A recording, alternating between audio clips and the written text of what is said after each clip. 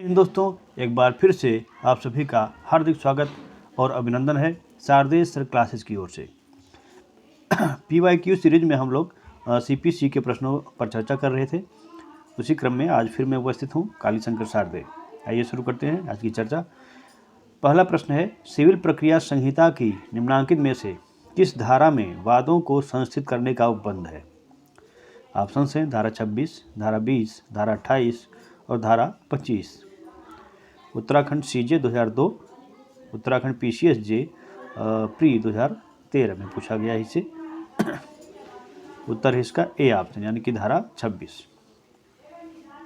अगला प्रश्न है, एक व्यक्ति जिसे सम्मन जारी किया गया है को धारा 32 सिविल प्रक्रिया संहिता के अंतर्गत उपस्थित होने के लिए बाध्य किया जा सकता है।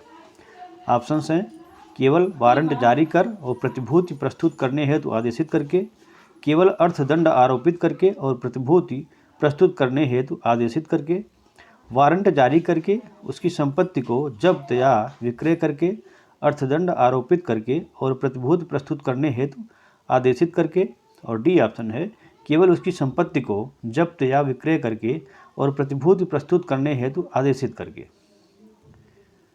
ये MPHJS प्री परीक्षा 2017 में पूछा गया है इसे। उत्तर है इसका सी ऑप्शन, यानी कि वारंट जारी करके, उसकी संपत्ति को जब्त या विक्रय करके, अर्थदंड आरोपित करके और प्रतिभूति प्रस्तुत करने हेतु आदेशित करके।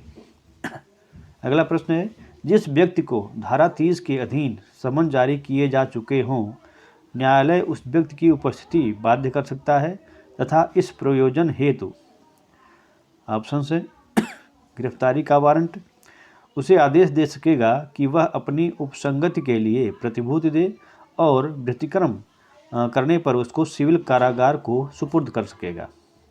उसकी संपत्ति को कुर्क किया जा सकता है। उपर्युक्त सभी। राजस्थान जेएलओ 2014 में इसे पूछा गया है। MPCJ प्री परीक्षा 2013 में पूछा गया है। उत्तरांचल CJ 2005 में पूछा गया है। डी ऑप्शन इसका सही है, यानी कि ABC तीनों। दाम दुपट का नियम है। ऑप्शंस हैं लागत से संबंधित एक नियम, ब्याज से संबंधित एक नियम, साक्ष्य से संबंधित एक नियम या पूर्व न्याय से संबंधित एक नियम। राजस्थान जेएलओ 2014 में इसे पूछा गया है। उत्तर है बी ऑप्शन, यानी कि ब्याज से संबंधित एक नियम। अगला प्रश्न, बताइए सही क्या नहीं है। एक डिक्री एक व्यक्ति के विरुद्ध न्यायालय द्वारा पारित की गई जिसका वह जानबूझकर पालन नहीं करता है, वह डिक्री कैसे प्रवर्तित नहीं की जा सकेगी? ऑप्शंस हैं उस व्यक्ति को सिविल कारागार से निरुद्ध करके, उस व्यक्ति की संपत्ति कुर्क करके, संपत्ति की कुर्की एवं सिविल कारावास में निरुद्ध करके, डिक्रीधारी के मुआवजा के रूप में जुर्माना भुगतान करवा के। MPCJ 1989 में से पूछा गया है। उत्तर है डी ऑप्शन, डिक्रीधारी के मुआवजा के रूप में जुर्माना भुगतान करवा के। सिविल प्रक्रिया संहिता 1908 के अंतर्गत न्यायालय किसी वाद में भविष्य ब्याज भी प्रदान कर सकता है। 6% वार्षिक दर से, 9% वार्षिक दर से, 12% वार्षिक दर से, 15% वार्षिक दर से। उत्तराखंड PCSJ प्री परीक्षा 2016 में इसे पूछा गया है। उत्तर है ए ऑप्शन, यानी कि 6% वार्षिक दर से। सिविल प्रक्रिया संहिता 1908 के अंतर्गत सर्वप्रथम मिथ्या या तंग करने वाले दावों या प्रतिरक्षाओं के लिए प्रतिकारात्मक खर्चों का प्रावधान किया गया है। धारा 35 के अंतर्गत, धारा 35 ख के अंतर्गत, धारा 35 क के अंतर्गत या धारा 35 के अंतर्गत। उत्तर है इसका, ये उत्तराखंड PCSJ प्री परीक्षा 2016 में पूछा गया है। उत्तर है सी ऑप्शन, यानी कि धारा 35 क के अंतर्गत। यहाँ दो ऑप्शन धारा 35 हो गया है, ए और डी, ठीक है।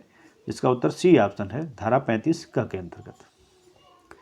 अभिव्यक्ति प्रत्येक पक्षकार अपने निजी खर्च का वहन करेगा में विवक्षित है कि दोनों पक्षकार एक दूसरे से खर्च पाने के अधिकारी हैं, दोनों पक्षकारों को खर्च से वंचित नहीं किया जाएगा, दोनों पक्षकारों को खर्च से वंचित किया जाएगा, दोनों पक्षकार एक दूसरे से खर्च पाने के अधिकारी नहीं है।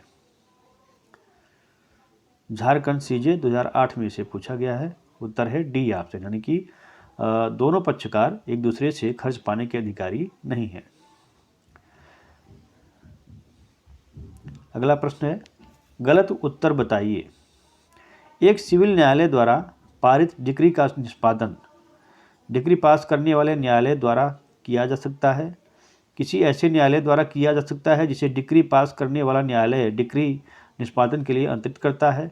सी ऑप्शन है, किसी भी न्यायालय द्वारा जो डिक्री पास करने वाले न्यायालय के समकक्ष अधिकारिता रखता है।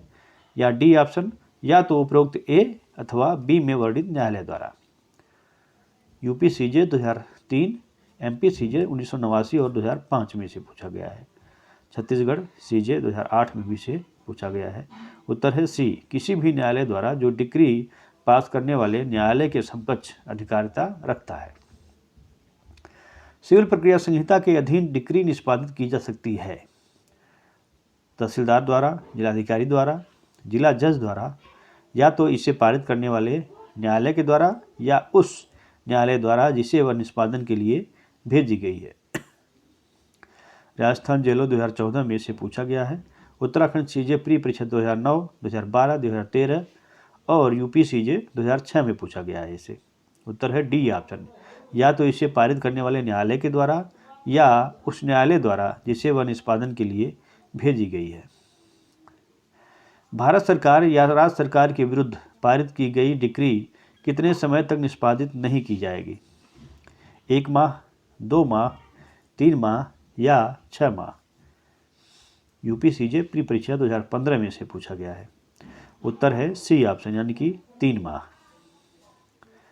अगला प्रश्न है, डिक्री के निष्पादन के आवेदन को एक न्यायालय से दूसरे न्यायालय में अंतरित किया जा सकता है।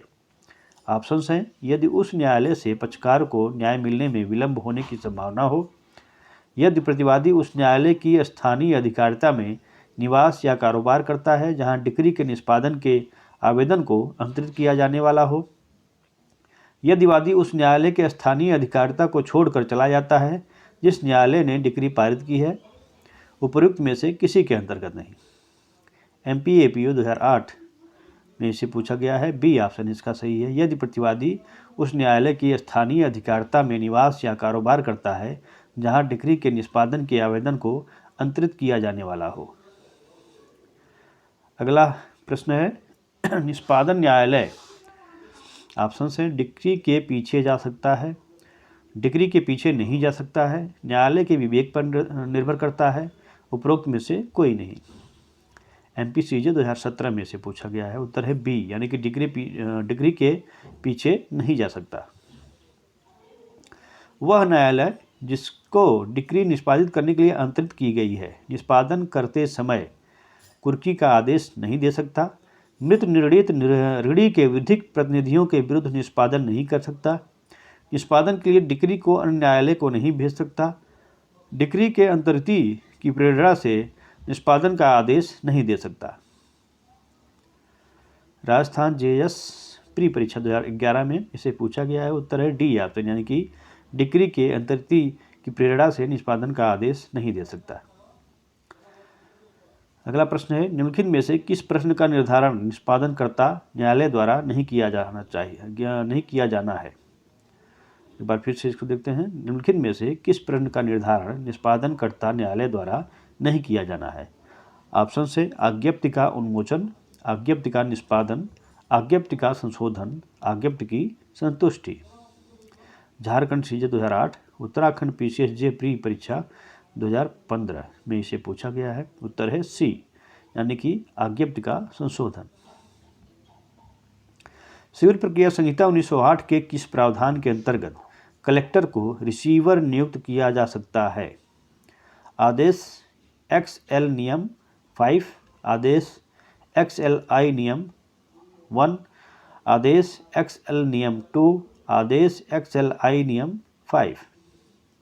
यूपी सीजे 2012 में पूछा गया है इसे। उत्तर है ए ऑप्शन, यानी कि आदेश XL नियम 5। अन्य राज्य की डिक्री को व्यतिकार के आधार पर निष्पादित करते समय न्यायालय उस डिक्री को उसी प्रकार निष्पादित कर सकता है जैसे कि उसने स्वयं उसको पारित किया हो। निष्पादन के संबंध में सभी प्रश्न तय कर सकता है। कोई आनुषंगिक और परिमाणतः उपचार प्रदान कर सकता है, उस राज्य के जुर्माना प्रभार शास्ति कर या पंचाट निर्णय की डिग्री को निष्पादित नहीं कर सकता है। राजस्थान जेएस प्री परीक्षा 2011 में से पूछा गया उत्तर है ए ऑप्शन। उस डिग्री को उसी प्रकार निष्पादित कर सकता है जैसे कि उसने स्वयं उसको पारित किया हो। आज्ञा पत्र से संबंधित प्रावधान अंतर्विष्ट हैं धारा 40, धारा 44A में, धारा 45 में या धारा 46 में। MPHJS प्री परीक्षा 2010, उत्तराखंड PCSJ प्री परीक्षा 2015 में इसे पूछा गया है। उत्तर है डी यानी कि धारा 46। डिक्री के निष्पादन करने वाले न्यायालय के द्वारा किस प्रश्न का निर्धारण किया जाएगा? ऑप्शंस हैं डिक्री धोखे से प्राप्त की गई है, कोई व्यक्ति डिक्री का पक्षकार या इसका प्रतिनिधि है या नहीं, डिक्री दूरभिसंधि से प्राप्त की गई, उपयुक्त में से कोई नहीं। MPCJ 2007 में से पूछा गया है। बी ऑप्शन इसका उत्तर है कोई व्यक्ति डिक्री का पक्षकार या इसका प्रतिनिधि है या नहीं। किसी डिक्री के निष्पादन में न्यायालय के समक्ष यह प्रश्न आता है कि कोई विशेष व्यक्ति संगत डिक्री से संबंधित वादकारी प्रतिवादी का प्रतिनिधि है अथवा नहीं है, तो वह ऐसे प्रश्नों को एक पृथक वाद लगवाकर उस प्रश्न को निर्धारित करवाएगा। निष्पादन करने वाला न्यायालय ही उस प्रश्न को स्वयं निर्धारित कर देगा। उच्च न्यायालय को प्रश्न संदर्भित कर दिया जाएगा, प्रतिवादी स्वयं निश्चित कर देगा। MPCJ 1989 में पूछा गया है इसे। उत्तर है बी ऑप्शन यानी कि निष्पादन करने वाला न्यायालय ही उस प्रश्न को स्वयं निर्धारित कर देगा।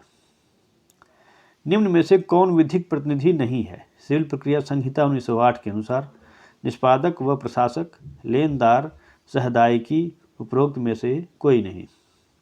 उत्तराखंड PCSJ प्री परीक्षा 2016 में से पूछा गया है। बी ऑप्शन यानी कि लेनदार।